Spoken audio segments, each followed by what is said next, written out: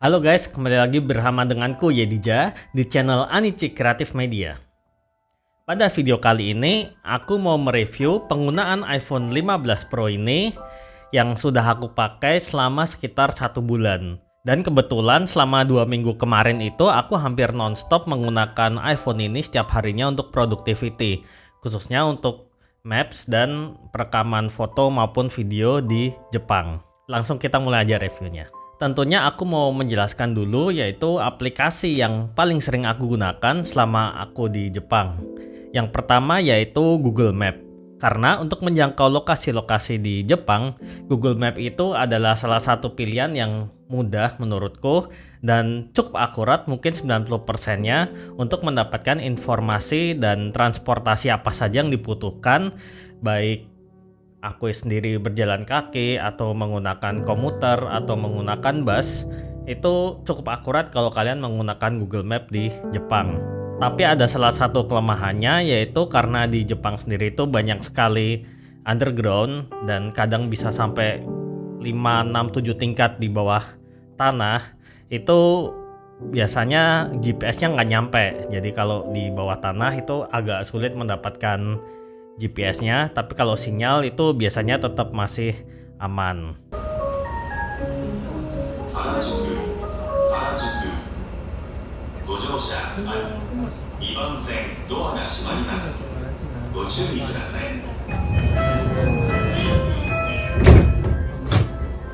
Dan untuk jalan-jalan di kotanya itu aku selalu menyalakan Google Map, terutama untuk bisa mengetahui arah aku jalan, lokasi hotel untuk mengesave, dan lokasi makanan-makanan yang aku tuju, lokasi wisata itu selalu aku menggunakan Google Map untuk menjadi panduan supaya aku tidak tersesat di sana.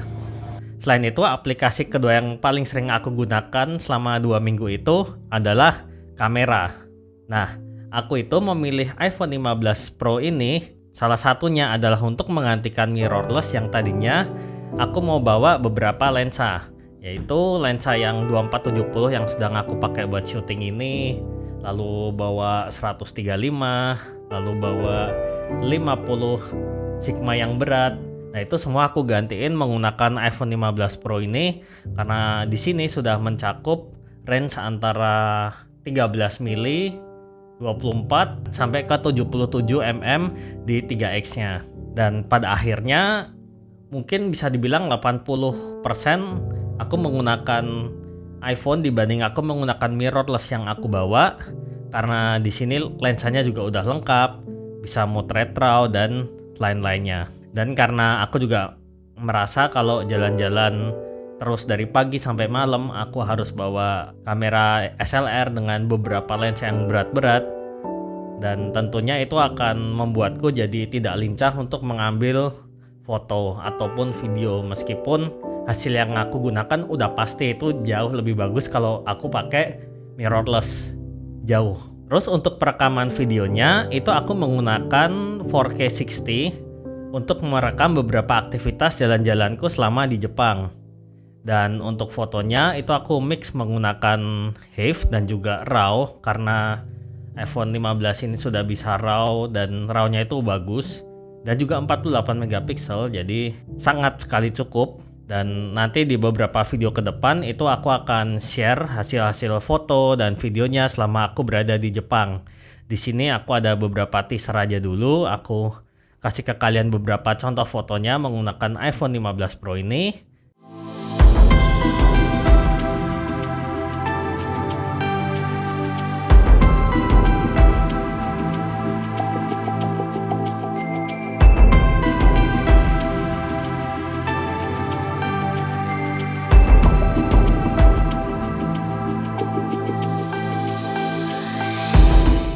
Nah, selain itu aku juga memilih iPhone yang jenis Pro ini karena sudah memiliki USB-C.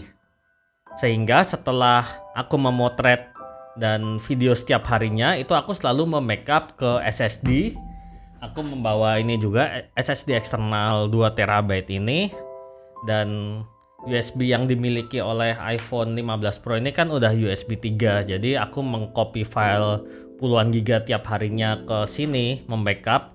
Itu udah sangat cepat dan Karena dari itu aku memilih yang versi 128 GB aja, itu udah cukup. Biasanya kalau aku pakai iPhone itu aku pilih yang agak gedean, 512 gitu, 256 minimal.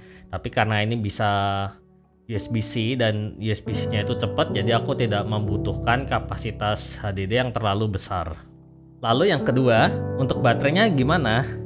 Ini mungkin banyak dikhawatirkan orang-orang kalau menggunakan yang versi Pro ini dan bukan Pro Max karena baterainya kecil.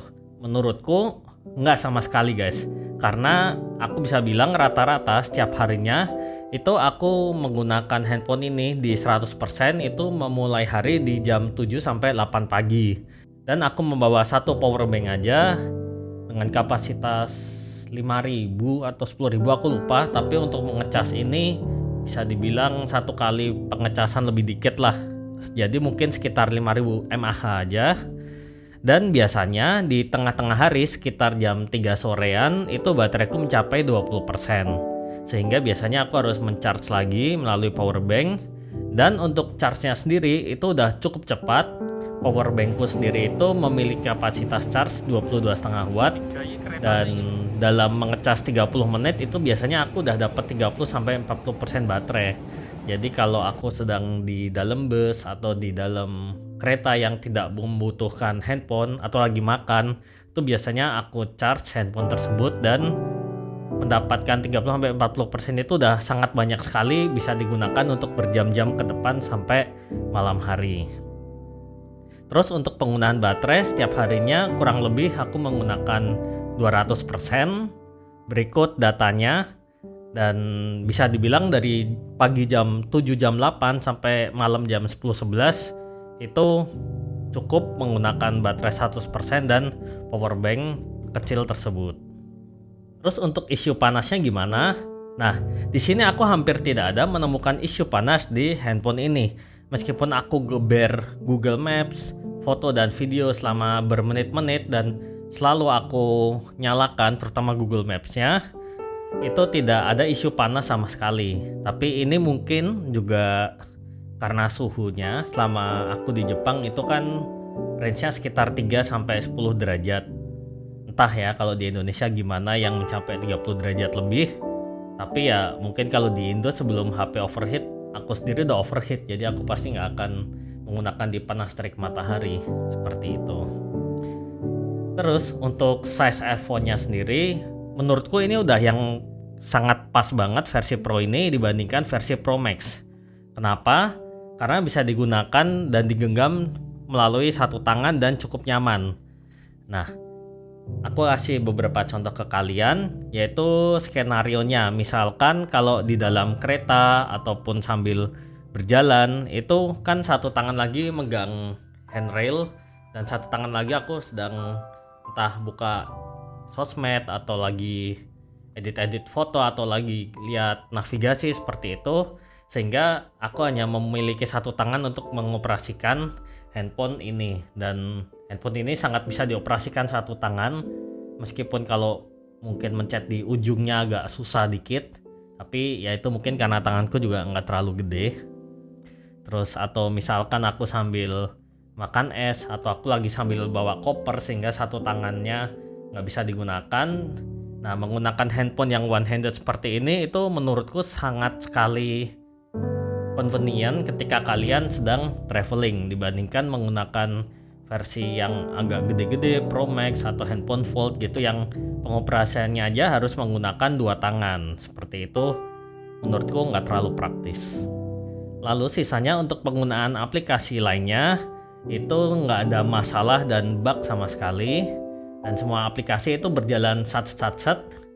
Dan juga RAM 8GB nya ini menurutku sangat sekali bermanfaat jika digunakan.